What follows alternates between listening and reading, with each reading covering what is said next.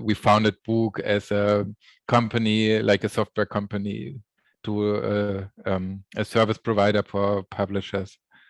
So my idea is, before writing a book, I would love to know what are the best topics about which I can write the book. We know each other from Accelerator Content Shift 2021, and what I found great and inspiring in the story of Buuk is your personal background story. Basically, when we finally published our books, we realized, okay, nobody is buying the book, even though we have published it and put in so many hours and effort. In terms of like looking in the future, if everything goes according to plan, what is your plan for Buuk? What is your ideal scenario? Until then, it was only like a hobby. We did it like in our free time, because in the main time, Christopher was at the golf range and I was doing some stuff at a portfolio management firm in Düsseldorf. And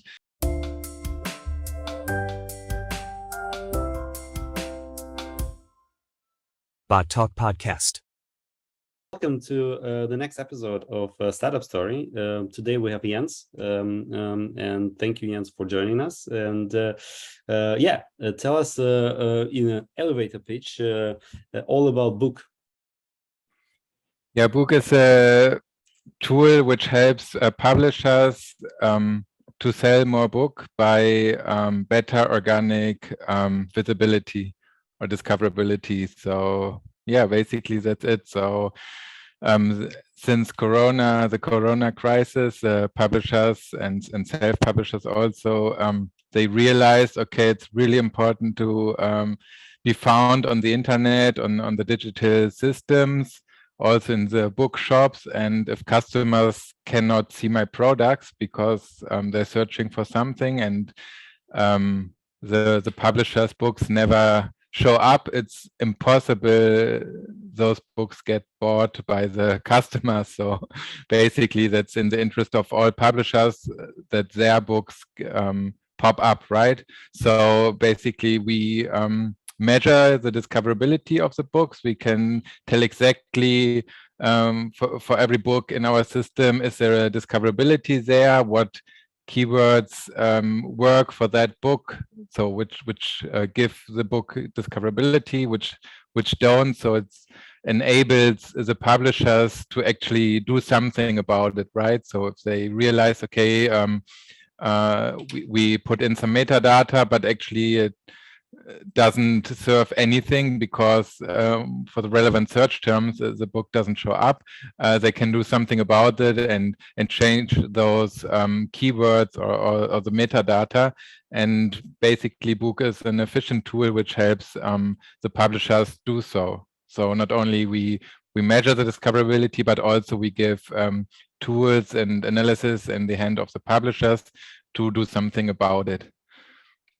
Great intro. So basically, for me to understand, to find a book is not as easy as to find a website, and you are basically a search engine optimization for books, right? Exactly. Like normally you want to optimize for Google, your websites, and what we do, we help publishers to optimize for Amazon and Thalia and other online bookstores, and also the offline bookstores to get found better. Great. And there is a just for our listeners to understand, we know each other from Accelerator Content Shift 2021, and what I found great and inspiring in the story of Buuk is your personal background story. So before you kind of came up with this idea of how can we hack the system so your books get actually found. You actually have your own books. Tell us more about that.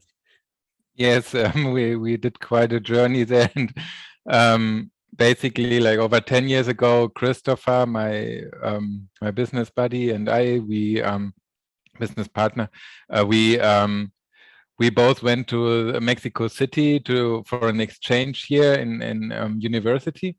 and we realized there's a lot of inequality, right? So it's not like here everybody talks to everybody. Over there, it's more like, okay, if I'm in a higher social class, I don't talk to people with a lower social class, and vice versa. So that's called our attention, and then we said, okay, we tried to find out why is this happening, because we both studied economics, and there's a magic invisible hand and everything is in equilibrium all the time, and or sometimes, and it comes back to equilibrium all the time. But in real life, it's not like this. You know, it's basically the other way around. It's nothing is in equilibrium, especially not over there. So we really wondered and did some research and found out some really interesting stuff, like why over 99% of the population, of the world population, is losing from the system, and only like less than 1% is like really gaining something from the system. I think back then it was like, if you didn't have more than €500,000 euros or dollars cash or invested in something, you were a loser of the system. So and nowadays with all the printing money and stuff like that, it's even worse. So we gathered some information about it, and then we said, okay, it's so important, we have to tell everybody about it. So we wrote a book, our first book together, and we're really excited. And it was quite the first book always is like a challenge. You have to know, okay, what do I need to put in there? What's the legal content and all that stuff. So basically, when we finally published our books, we realized, okay, nobody is buying the book, even though we have published it and put in so many hours and efforts, and also invested some money. And we were a little bit disappointed and tried everything so the book would get sold better. Like, we did some interviews, we raised an internet website with parts of the chapters, we put the books for free in the bookshops on commission, and did all kind of crazy stuff, but nothing really worked. Like, we also programmed our own web store on our WordPress website, and even though we did all this stuff, still didn't sell. So we were disappointed, but we said, okay, it's our first book. We are not like really known out there, so there are a lot of reasons why this didn't work. Okay, so we concentrated on the next book project, which was more about how to get out of this financial hamster wheel, and then some other books about like all kind of books. And like, basically our main series was like a financial series where you can reach like financial freedom and invest your money in stocks or in ETFs or in nowadays crypto money. And but really, like, we had the same all the time. We finally published a book, and then it didn't sell. So we published the next book, still didn't sell. So one day we were really like pissed and upset, and until then it was only like a hobby. We did it like in our free time, because in the main time Christopher was at the golf range and I was doing some stuff at a portfolio management firm in Düsseldorf. And but we really wanted to have some success in the publishing. So we asked ourselves how would we as a customer buy our books. And then we said, okay, I would type in Google or in Amazon, I would search for financial freedom, how to gain money, invest my money intelligent. And then we found out we never show up.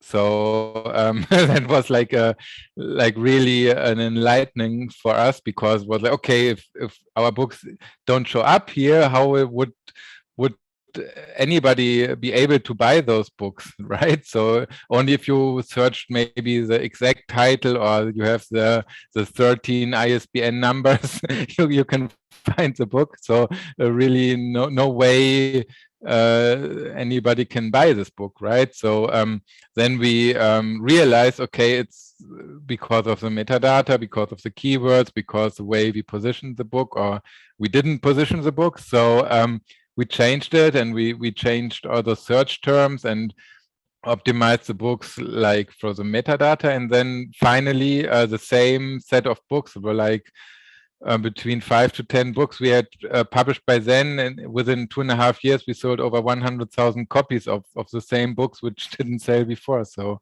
Wow. we were really blown away by how much impact this really has.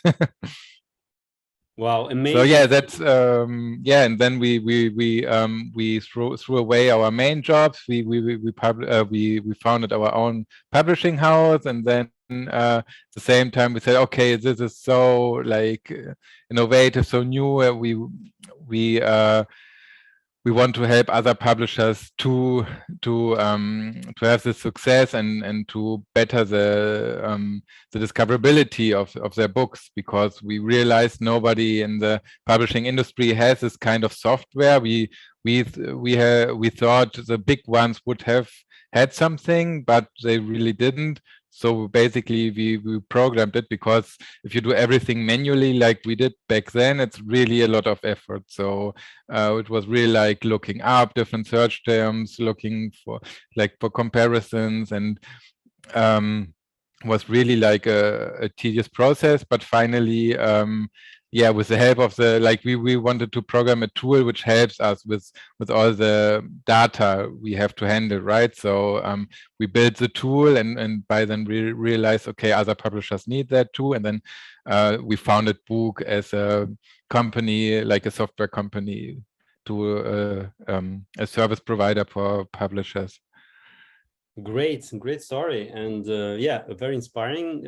Actually, going from the pain yourselves and solving this pain for yourself, and being the first customer. Great. In terms of your maybe customers of Buuk right now. So that's a platform. It's live. So who are your customers typically? Are these small publishers like self-publishing kind of types, or is like big companies that try to organize metadata? Yeah, actually we have all kind of publishers, because really we have those 4 groups of like the target groups. We have self-publishers, but on the other hand we have also the professional publishers, which are small, middle, and big publishing houses. And actually of all those 4 groups, we have customers. The big ones are like still trying to test the tool and see what they can reach, or like what they can achieve with it. And also a lot of small ones, because the reasoning is like the arguments are always the same, right? The small ones, they have a small book portfolio, so every book counts, right? So they have to position their book perfectly, so they really sell those books they have published, right? And the big ones, they also want to sell more books, but they can do it with more books, like they have like a mixed calculation, but at the same time they still need the professional tools to position their books right, and do everything right from the beginning and in their professional process, so the books really get the best chance they have to get to be a bestseller, right? Because if you didn't do your best work when you publish a book, not only the author gets upset, but also you're just wasting time and money, because you put in like thousands of euros to publish a book project, and then you didn't give the book a chance to get found properly, right? So it's an easy calculation, because everybody wants their books to be sold, and actually that's, apart from, of course, you have to have nice products, but if you are not able to sell those products, it's worthless, right? You can spend thousands and tens of thousands of euros in book projects, but if you don't sell them, it's all for nothing. So also our cost structure allows for this to be like a very how you say it, no-brainer for publishers. Are you open like to discuss pricing, or is it like, very individual and whatever? No, sure, we can discuss pricing. Obviously, they change from time to time, but roughly it's about, it depends on how many books you want to import into our project and into your book in your account. And also depends if you pay yearly or monthly. So you get like 20 or 25% discount if you pay monthly, if you pay yearly upfront. So you can in the smallest account costs like €4 for a book a month to publish. So it's like a fourth or a fifth of the selling price of the book, right? So you could, if you have this book for like 5 months, you only need to sell like one book or to get the or like no, you have a smaller margin, right? So it would be less, but actually you only need to sell one more copy, and it was worth the effort, right? If for 1 or 2 months. So really it's yeah, it is no-brainer. It is no-brainer. In terms of the team, maybe how big are you? Is it like are you sitting in one place? Is it distributed team? Because those are the questions that people are very interested in. Yeah, I think that's for your audience. It's really interesting because nowadays, or like we did it, it's a little bit different because Christoph and I, we all like always worked in home office 100%, and he from Nuremberg and I'm from Düsseldorf. So all those 10 plus years we worked remote. So for us, Corona was not like a shock in terms of the office, but like we practiced before in a kind of way, and then when we did all that stuff, we did everything.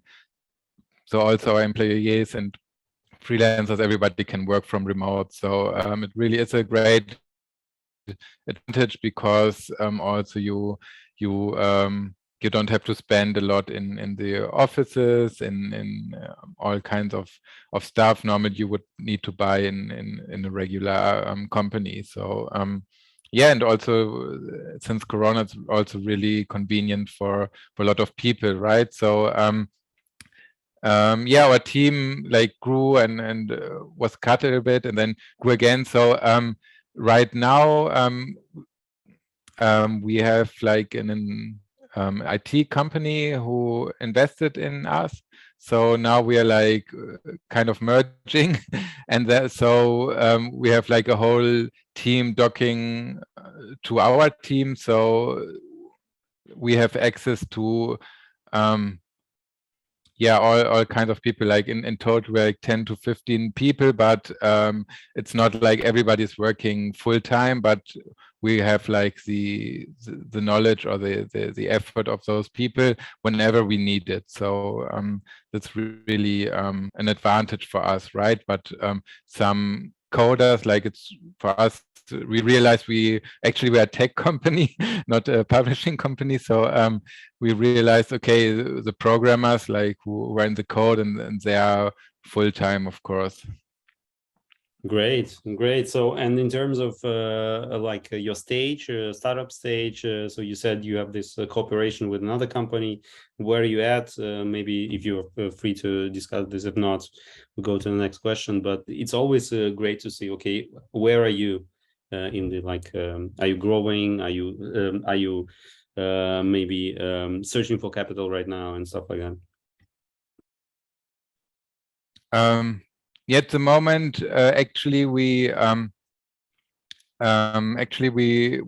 there is still space for a new investor who wants to invest with capital, because the tech company we merge with, they will put in a lot of coding power.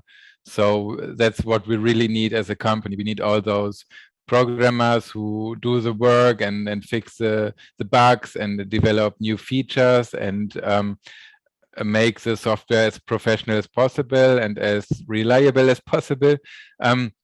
But at the same time, of course, like any startup or every company, we need liquidity. So there's still room for like some percentage for an external investor who wants to invest in our startup or in this idea. So if there's anybody out there, you can always contact me. I will give you my contact information, and yeah, we can figure it out. Yeah, great. In terms of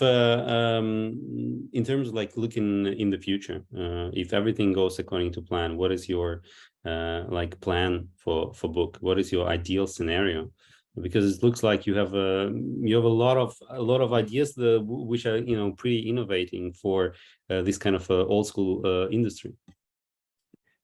Yes, our goal is that every publisher or every serious publisher uses Buuk as a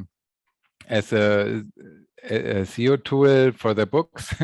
And also our plans are to expand into other countries also. Like we are a software as a service company. It's not that difficult to really expand and scale the business, because you have like the part where you only have like to translate what the program says, but also you have the other part where we collect the data. So we would obviously need to adjust the data collection part and do some changes on the login, but all in all, it's like, yeah, it's something manageable. Like also legal terms, of course, but those three elements are the main thing. And then with a small effort, it would be able to scale the business into other countries or into other languages. So we think there are a lot of publishers also in the French or also of course in the English a book market, and also they have the same needs. They need their books to show up, and really what it's about is like organic discoverability is so important, because nowadays Amazon and also some other platforms, they are charging the publishers to get found with some keywords, right? You can have those ads, but this is something you pay on top of of all the stuff you pay for publishing your book, and then you have to give a commission also for selling the book, and then on top you have to pay something to get shown, right? So for Amazon it's a great business, but for the publishers it gets more and more difficult. So basically we're helping the publishers to get lasting discoverability, and where you don't have to pay for every time you get found like Amazon does. Interesting. Have you ever thought about, or maybe you have it on the platform already, I don't know, I'm not a book publisher, but have you ever thought about this feature of kind of trend scouting? So instead of showing up, so my idea is before writing a book, I would love to know what are the best topics about which I can write the book. Yeah, actually we offer some analysis where you know, for example, how is the demand, how is the offer of a certain topics in the book market, and also you get some trend data, and you can, before writing a book or investing in a book project, you can see if there's like a demand for that topic, or if it's growing, if it's in demise, or wow, if it's great. really worth to do so. That is great. Also, like the medium price and range. How much can I offer that book? How strong is the competition, and all that stuff you can research. And if you think that some publishers they take like 2 years in publishing a book project, if you do some little research before, you can avoid or better shift those investments in book projects before spending 2 years and then find out, okay, it's really